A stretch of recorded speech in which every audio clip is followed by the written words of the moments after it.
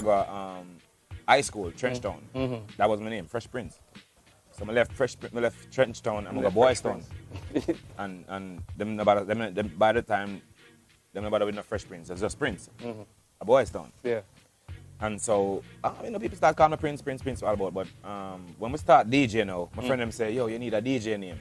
And at the time, Spragga Benz was the big DJ at the time. the Benz, you know. So, Spragga Benz, Spragga Lexxus. Yeah. And my friend them say, Spragga Lexxus. Yeah. And Jamaicans stay where if you don't like a name, yeah. and you cuss about it, the more you cuss about it, the more them call it. That's how that stuck. Because I say, yo, Spragga Lexxus, Spragga Lexxus. And everybody, Spragga Lexxus, Spragga Lexxus. Yeah. And it stuck. And then after a while, them drop off the Spragga. Yeah. And just Lexxus. And we just start running that. But but now, after being in the industry for a while, the Prince, is like everybody wanted to be at the chair. Yeah. everybody wanted to be the king of dancehall.